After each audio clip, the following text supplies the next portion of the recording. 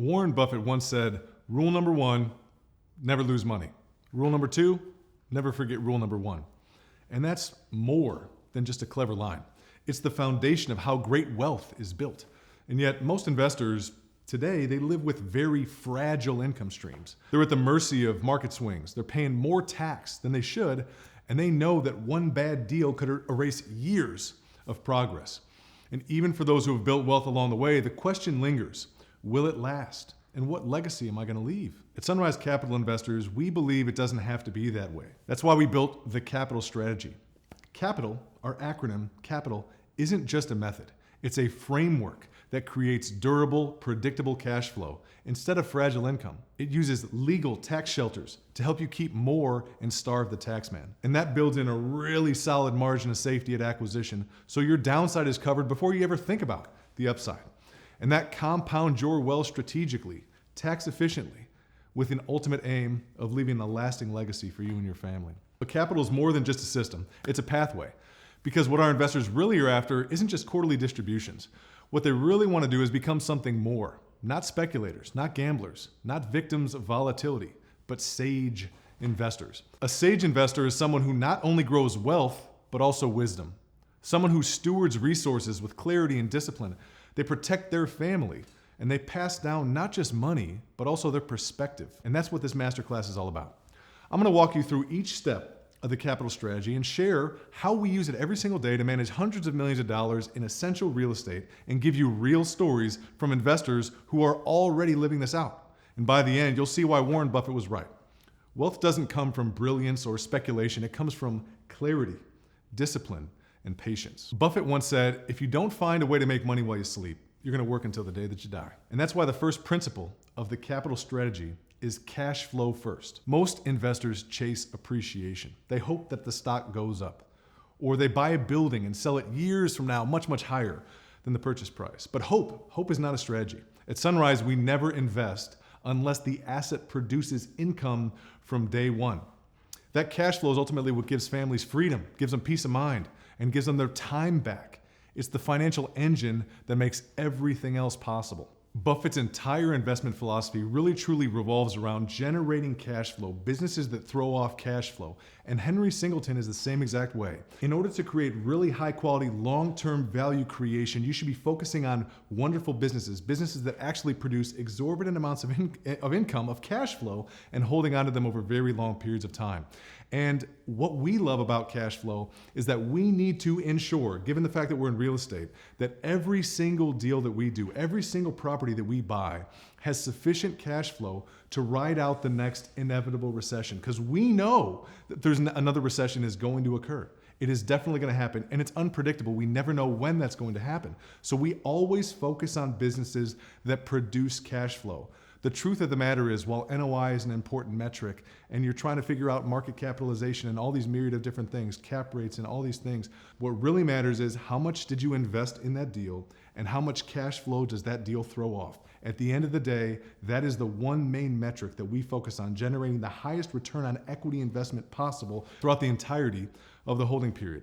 As one of our investors, Jordan, put it, he put it this way, cash flow is king. And that's what pays the bills. Another one of our partners, Jay, said this, Sunrise immediately started giving me a good return, making good on their promise. And Ben summed it up the best. Distributions are every quarter like clockwork, and that's cash flow. Predictable, dependable income that you can count on. And once you've secured that cash flow, the next step is to grow it by adding value. Buffett often reminded us, price is what you pay, but value is what you get. And at Sunrise, we don't buy assets and then just hope and wish that they appreciate. We buy assets where we can materially impact the value of the property, where we can control the upside. We do that by infilling vacant lots, improving operations, renovating the property, and creating operational efficiencies. This is exactly how Buffett thought about See's Candy. He didn't just buy a business, he bought a brand that he could improve, expand, and grow. And See's Candies is one of his favorite businesses. It throws off exorbitant amounts of cash flow. And that cash flow ultimately allowed him to grow his enterprise in a tremendous manner because he took that additional cash flow, reinvested it in the business and other businesses to create an exorbitantly massive enterprise. Jeff, one of our lending partners and investors, said this, they kiss a lot of frogs before they find a prince. and then add tremendous value once they acquire. And Keith noted the following: they stop the obsolescence of manufactured housing and preserve the supply where demand is insatiable. And that's adding value. Disciplined acquisitions where growth comes from execution, not speculation. When we buy properties, there's several different levers that we can pull to ultimately increase value shortly after acquisition. Our light value add business model typically takes us maybe between 18 and 24 months. Sometimes it might take 3 to 4 years, depending on how heavy the lift is. But we really have 3 different levers that we pull along the process. One of the first levers that we pull, and the low-hanging fruit, we like to say, is really buying deals that have significantly below market rents. Whenever we're buying assets, we often find times where there's mom and pop operators who simply haven't kept lot rents in line with the market rate. And shortly after acquisition, we have the ability to recapture that loss to lease. Residents are happy to pay a little bit more on a monthly basis if you provide them with a significantly better living experience, and that adds a lot of value. The second tier of the value add philosophy is really kind of that mid-grade fruit, and really it's about operational inefficiency. It's about fixing broken pieces that are on the P&L. Oftentimes when we buy deals from mom and pop operators, in sophisticated institutional multifamily operations, folks bill back for water, sewer, trash. That's commonplace in that industry. But in our crazy world of mobile home parks, it really doesn't happen as efficiently as what you would otherwise anticipate. So many occasions we can find deals where with a few different tweaks, we can increase operational efficiency, squeeze every dollar of revenue to the bottom line to the best of our ability, ultimately driving value in a material manner. We've had numerous different deals where we just have to, begin billing back for water, sewer, trash, very light value upside that adds material NOI and increases value significantly shortly after acquisition. And then what I consider the high-hanging fruit in terms of adding value is infill. Many times when we buy a mobile home park, there might be 100 different spaces inside of that community, and maybe there's 90 different homes that are already there with 10 vacant lots. Well, in our scenario, we can basically take those 10 vacant lots, add brand new manufactured housing, brand new mobile homes to those 10 vacant lots, increasing the affordable housing stock in the marketplace, and folks are more than happy to come in and buy brand new, beautiful homes at basement bargain prices. These homes are actually constructed by Warren Buffett himself through Clayton Homes. He's actually the biggest manufacturer of mobile homes in the world. He's the biggest lender on mobile homes in the world as well through 21st Mortgage. And he's the second biggest lender on mobile home parks through Berkadia, which is obviously a subsidiary of Berkshire Hathaway. So there's massive moats in this manufactured housing industry. And those are the 3 different levers that we typically pull in our light value add business model. So again, buying deals with below market rents, fixing operational efficiencies, and then ultimately infilling vacant lots. That way we can materially impact the NOI after we close the deal. Ultimately, we know that we can control our own destiny when we add value after acquisition. But adding value doesn't matter if you risk losing it all. And that's why our next principle is protecting the downside. Charlie Munger once joked, all I really want to know is where I'm going to die, so I never go there. And that's risk management in one sentence. The third principle of the capital strategy is protecting the downside. And we do this by buying deals with a massive margin of safety, using conservative leverage, locking in long-term debt, and keeping healthy reserves throughout the entirety of the holding period. Warren Buffett's always said he doesn't predict markets. It's impossible to predict markets. He buys businesses that are resilient in all markets. And that's why we focus on essential use real estate, manufactured housing, and parking. Warren Buffett's mentor is a gentleman by the name of Benjamin Graham. Benjamin Graham wrote Security Analysis, and when Warren Buffett was underneath his tutelage, it completely changed his life, completely changed Warren Buffett's trajectory. And the main lesson that he ultimately learned from Ben Graham, summed up into 3 words, is margin of safety. Whenever you're going to make an investment, make sure that you ultimately invest with a margin of safety. And decades later, 50 years after he ultimately learned that lesson from Ben Graham, Warren Buffett in one of his shareholder letters conveyed that 50 years later, those are still the 3 most important words of investing. And when we think about it, how do we implement that in our respective business? I can give you case study after case study after case study of our team going in and buying deals with a massive margin of safety immediately at acquisition. So I'm going to give you zoomed out levels of this, okay? So in Fund 3, we ended up buying $100 million of real estate is the purchase price. And the appraised value day 1 in that real estate was $130 million. And in Fund 4, the results are exactly the same. So thus far, we've purchased $197 million of real estate, and the appraised value day 1 is $222 million. another $25 million margin of safety immediately at acquisition, and that doesn't include the additional value that we add after closing the deals. And that massive margin of safety is ultimately what keeps you out of trouble when you're making investments. And when we talk about protecting the downside risk, it's not just about the immediate margin of safety at acquisition. It's so much more. It means when you're buying assets, you're also putting on prudent leverage. Our LTVs max out typically at about 70%. On the portfolio as a whole, we're usually maxing out at about 60% because we want to make it through the next inevitable recession. We never know when interest rates are going to skyrocket significantly, and we want to make sure that we have cash flow to ride out the next inevitable recession. And again, it's not just the margin of safety at acquisition. It's not just prudent leverage across the board. It's also holistically ensuring that we're staggering the term debt expirations along the way. There's so much that goes into ensuring that we don't lose money. Rule number 1, don't lose money. Rule number 2, don't forget rule number 1. And it's for this reason that at Sunrise, we always put a priority on return of capital first before we ever think about generating a return on capital. Warren Buffett is a great teacher, and he often uses stories to try to drill points home. And one of the stories that he often shares is basically the analogy of an IndyCar 500 racer. One of the IndyCar 500 racers once quoted, "If you want to finish first, you must first finish." And that's exactly what we need to do. We need to make sure that we can ride out any of the next inevitable recessions and have liquidity events when market conditions warrant. You've got to protect the downside risk every step of the way to ensure that you can generate the best risk-adjusted returns. Protecting the downside is the preeminent thing that we focus on and spend an inordinate amount of time thinking through before we ever buy a deal. And that's really what allows us to sleep exceptionally well at night. We manage capital for our own families, for friends and family.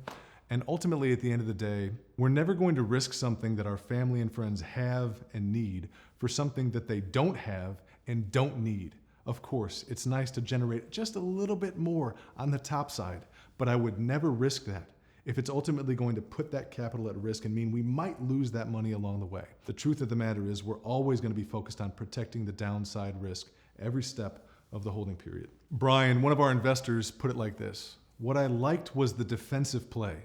Mobile homes and parking garages are resilient, even in downturns." And Jeff added the following: "They keep leverage low, 50 to 60% LTV, and that protects investors when rates rise." And Rick put it bluntly: "Boring is good. Mobile home parks don't go to zero like risky projects. Protecting the downside keeps you in the game. And if you can stay in the game long enough, compounding does the rest. But to stay in the game, you also have to resist the temptation to speculate." Buffett said it best: "The stock market is a device for transferring money from the impatient to the patient. The fourth principle of the capital strategy is to invest, don't speculate." And that means we don't chase hot deals. We don't gamble on appreciation. We invest in durable, essential use assets that can pay steady income for decades to come. Charlie Munger put it even more bluntly: "It's not supposed to be easy. Anyone who finds it easy is stupid." It's a simple business model, but it's not easy. At Sunrise, we've seen a lot of folks who actually believe that they're investing, but they're actually speculating. There's a lot of different limited partners as well as sponsors who ultimately are promoting really high, lofty internal rate of returns over a value-add business model of a 3 to 5 year holding period. From our perspective, that is inherently speculative. It is speculation. They might believe, genuinely, they might believe that they're investing, but the truth is that they're speculating. Because no matter what they do, you cannot remove timing as a market risk from that respective investment. It is an inevitability that there will be an inevitable recession coming down the pipeline. I don't know when it is, you don't either. My crystal ball is broken, so is yours. But if you're running into a scenario where your term debt expiration, right, if it's a 3-year business model and you've set your term debt expiration at 3 years or 4 years or 5 years, if your term debt expiration just happens to come due during the next great recession, during the next pandemic, during the next black swan event, you're going to be in an exceptionally precarious situation. And no matter how lofty that internal rate of return is, if you could implement that value-add business model time and time again, 1, 2, 3, 4, 5 consecutive times, generating great internal rate of return, no matter how big that number ultimately gets, the truth of the matter is, if you employ that business model over a long enough period, at some point, somebody somewhere is going to mistime the market and they're going to hurt investors dearly. And no matter how big that wealth gets, no matter how big that nest egg gets, no matter what that number is, any number that's multiplied by 0 is 0. And you can lose an exorbitant amount along the way. So from our perspective, we're trying to drive the best risk-adjusted returns, and you do that by actually investing and not speculating. You have to invest in deals over a long period of time that have exceptionally high quality, long-term macroeconomic tailwinds. And mobile home parks come through in spades in this regard. They have insatiable demand for the product, which is affordable housing. Our product is affordable housing, and the demand goes up during periods of recession. More people need affordable housing during those periods of time. And there's no new supply of mobile home parks coming online. What that does is creates really high quality, long-term, same-store NOI growth. And that's just a fancy way to say better compound interest than any other respective asset class. And in order to avoid risk, you have to own these assets over long periods of time. The truth of the matter is these are durably wonderful businesses. Durable, predictable income over long periods of time, and wonderful businesses that have high quality compound interest.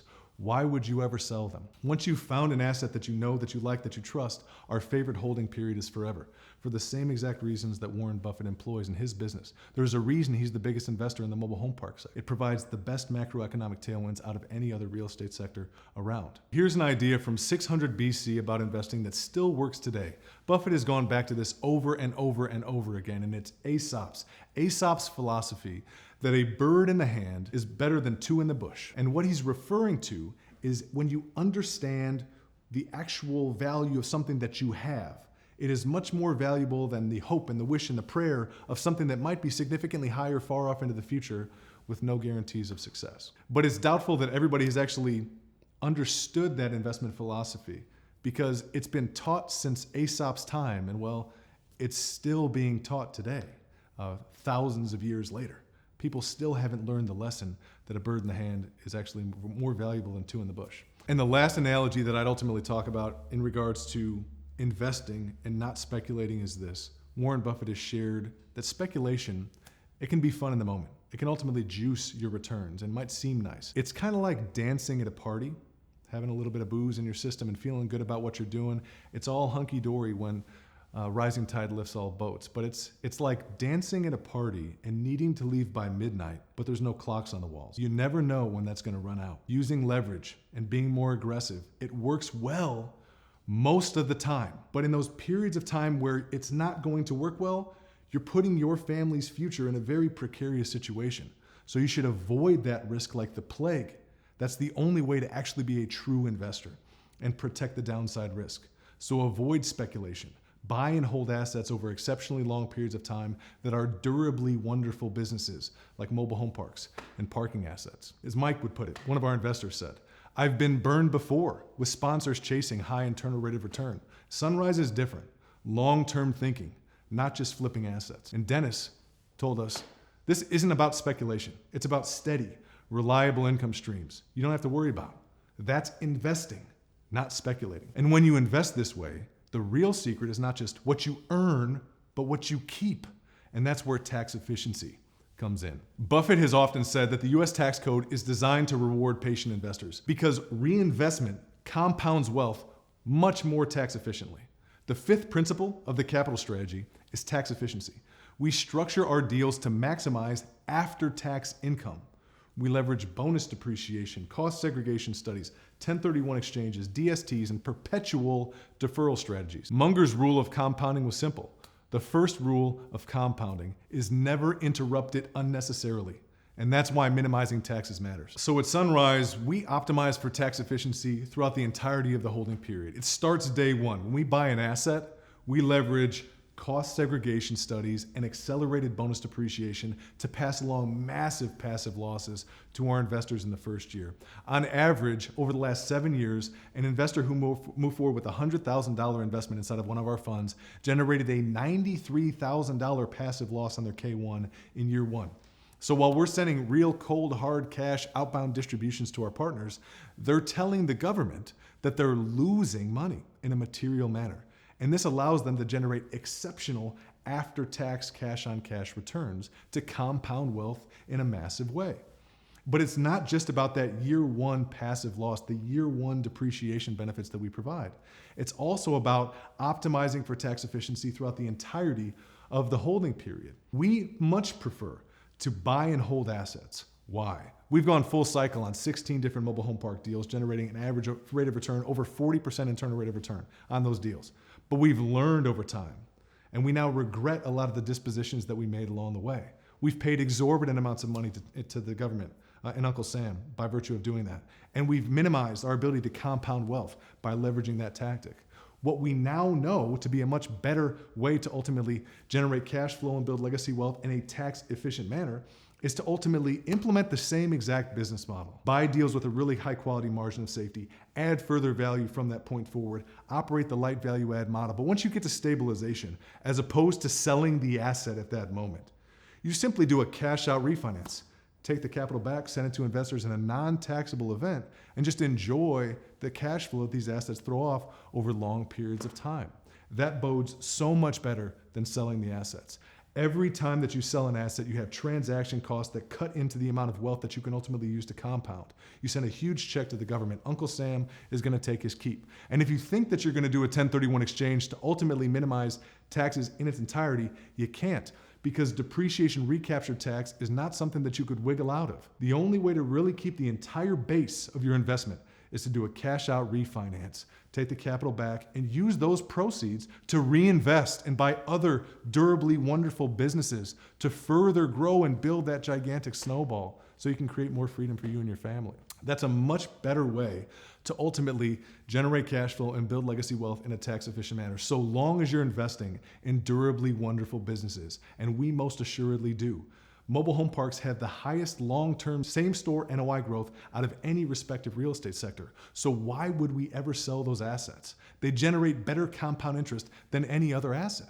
So once we own those, we hold on to them over exceptionally long periods of time. And that's the best way to ultimately generate the best risk-adjusted returns in the marketplace, to generate the best after-tax cash-on-cash returns that we possibly can for you and your family. And the tax benefits are absolutely phenomenal, but you never let the tax consequences wag the investment dog. First, we focus on buying assets that cash flow. Then we add value. We always protect the downside. We invest, we don't speculate. And once you do all those things, then you focus on optimizing for tax efficiency. That's how you actually drive the most tax efficient cash on cash returns in the marketplace and ultimately protect the downside risk. Our goal is to try to drive the best risk adjusted returns and the best after tax cash on cash return possible. But we never let the tax consequences wag the investment dog. We find great deals first that implement all the things we've referenced already, and then we optimize for tax efficiency. Dennis told us this: one of the biggest benefits for me has been depreciation. Some syndicators keep it, but Sunrise passes it through, and that's huge. He added, as a retired guy, being able to reinvest and defer taxes matters just as much as income. And Jordan said it this way: I believe it's our civic duty to pay as little tax as ethically possible, and Sunrise helps me do that. That's tax efficiency, keeping more of what you earn so compounding can work its magic. And when you combine tax efficiency with conservative operations, you start to give investors something even rarer: assurance. Buffett once said, "We don't risk what we have and need for what we don't have and don't need." The sixth principle of the capital strategy is assurance. Now, no investment is guaranteed, but the Sunrise Capital strategy is engineered for near certainty of outcome. We do this through conservative underwriting, institutional operations, and a culture of transparency. And we know that if we implement the capital strategy over a long enough period of time, that we will inevitably have that assurance of outcome, or we genuinely believe that deep in our bones. We're buying wonderful assets that have durable, predictable cash flow over really long periods of time, and we know that if we continue to hold on to those assets, given the phenomenal long-term same-store NOI growth, have enough cash flow to ride out the next inevitable recession, we are exceptionally confident that they will have a certainty of outcome that will eventually be able to get all the investors' chips off the table and be operating with an infinite cash-on-cash return from that point forward. We're very fortunate to say in the first fund that we ultimately had, we were able to get all the original investment capital back in the first 3 years, and folks are then on an infinite cash-on-cash return from that point forward. In the second fund that we operated, we were in the same exact scenario, but took 4 years for us to do that same thing, get all the investors' chips off the table, and then operate on that infinite cash-on-cash return strategy from that point forward. And every single iteration and step moving forward conveys to me that we'll be able to achieve that same exact thing, this fund, next fund, and every fund hereafter.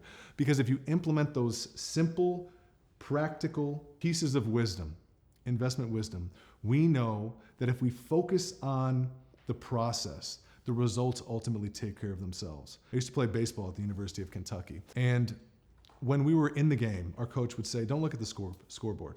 If you're focused on your statistics, if you're focused on the scoreboard, you're not actually in the moment, actually in the game, and actually focusing on what matters.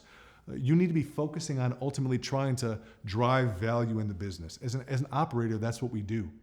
The sad truth of the matter is, over the very short term, the stock market and valuations of businesses, it's kind of a voting machine. Jeff Bezos has conveyed this previously. Over the short term, the stock market can be seen as a voting machine. People vote up and down the prices of stocks.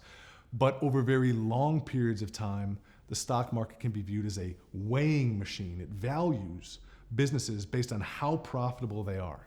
Not in the short term, but over very long periods of time, you separate the wheat from the chaff. And over very long periods of time, there's a very high level of certainty that we're going to be able to ultimately get all the investors' chips off the table and be able to operate on an infinite cash-on-cash return from that point forward. That's what I'm trying to achieve on behalf of my family. That's what Kevin's trying to achieve on behalf of his family. And we're going to help as many people as possible generate that same outcome as we possibly can. Again, trying to help as many folks as possible generate cash flow and build legacy wealth in a tax-efficient manner. Our team at Sunrise is so confident in the assurance of outcome that we're willing to put the structure of the fund on the line.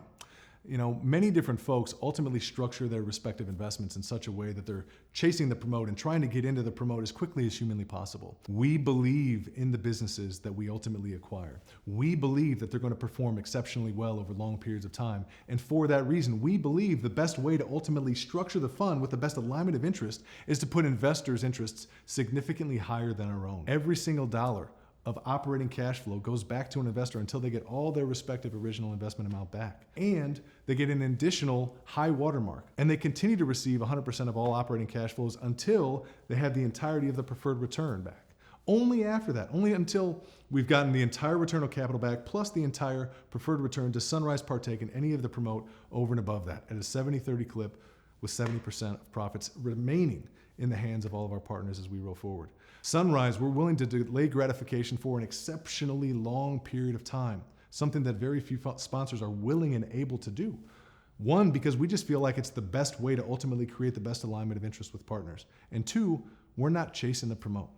We don't need the money today to ultimately live the life that we need to with our families. We've already been very fortunate to live the American dream, right? And we're trying to help as many other people live their version of the American dream as we possibly can. So from our perspective, we have the luxury of structuring our offering in such a way that it provides a true alignment of interest between our partners and Sunrise. And it's really in the best interest of the business. Far too often, different private equity firms or different sponsors are trying to engineer exceptionally high internal rates of return at the detriment of the business. We don't have to do that. We have the ability to allow the business to breathe over long periods of time and allow the long-term macroeconomic tailwinds to do their thing. That's real investing. It's not speculating. And the results speak for themselves.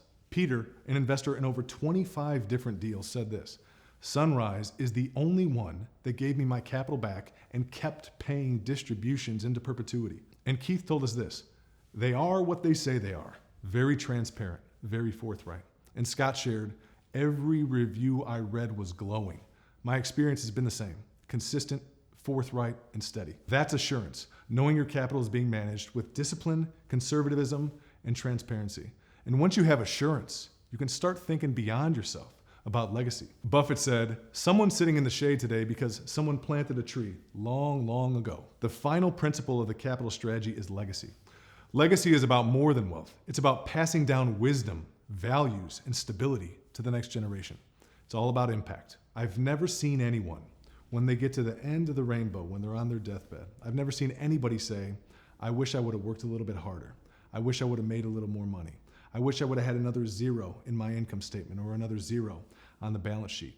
At the end of the day, that's not really what it's about. It's about spending time with the people that you love and instilling the wisdom and the morals that you've garnered over your lifetime and passing them along to the next generation so that your legacy lives on through them. And this strategy ultimately allows that to occur. We're trying to help as many people as possible generate cash flow and build legacy wealth in a tax-efficient manner. But it's for the betterment of the family. It's so that you could do what you want, when you want, with the people that you love the most. The capital strategy provides freedom. freedom of time, freedom of money, freedom of relationship, freedom of purpose. At the end of the rainbow, far too often, folks have this lingering, uneasy feeling of being unfulfilled. But if you have the ability to not only pass along wealth and income and several other aspects monetarily to the next generation, but also the wisdom of how to manage capital prudently and instill phenomenal character in your next of kin, you're nurturing the family tree, and those roots go down for many generations that are going to make impacts significantly more than just what a couple of dollars would. And from my perspective, sharing that insight, it's what being a sage investor is all about. It's not just about generating a little bit of money along the way. It's about creating a better life for your family, but most importantly, instilling exceptional character in the next generation so your legacy can live on for generations. To me, it's the difference between being a Rockefeller and being a Vanderbilt. Both of the individuals at different periods of time were ultimately the most wealthy individuals in the entire nation. Fast forward several generations, what ultimately occurred? There are hundreds of individuals living off of the Rockefeller Trust. It's an absolutely beautiful thing based on the principles as a sage investor he was able to instill in his family. And the Vanderbilts, unfortunately, in 3 generations went bootstraps to bootstraps. And this is what typically occurs. Don't let this one happen to you. I'm unwilling to allow that to happen to my family. And we use the capital strategy to pass along that wisdom to the next generation. But from my perspective, what I'm looking to try to do in my short, brief period of time on this earth is to change my family tree and instill roots deep into the ground on the family tree that ultimately passes along that wisdom for generations to come. That's what being a sage investor is all about. And Jay told us this: it allows me to give back. I teach martial arts and give scholarships to underprivileged kids. And Mike said this: the biggest thing that I could pass on to my kids is not the money, but the knowledge of how to make it work. The Sunrise is part of that. And Spencer reminded us, Sunrise doesn't just provide a great return. They care about the communities they serve. Affordable housing that matters. That's legacy. It's wealth plus wisdom plus impact. The sage investor doesn't just accumulate capital. They build a legacy that outlasts them. So there you have it. The capital strategy. Cash flow. Add value. Protect the downside. Invest. Don't speculate. Tax efficiency. Assurance of outcome. And legacy. 7 timeless disciplines. But remember, capital isn't just a framework. It's a pathway to becoming the sage investor in your family. Someone who not only builds wealth, but also passes down wisdom, discipline, and impact. Buffett reminded us that the best investment you can make is in yourself. I'd add, the best gift that you can give is clarity for your family. And that's what the capital strategy delivers. If you're an accredited investor, the next step is simple. Book a discovery call with our investor success team. In 20 minutes, we'll map your goals to the capital strategy and help you see how to put these principles to work in your portfolio. Because at the end of the day, investing isn't about chasing the next big thing. It's about clarity, it's about discipline, and it's about legacy. That's what it means to be a sage investor, and that's what we'd love to build with you.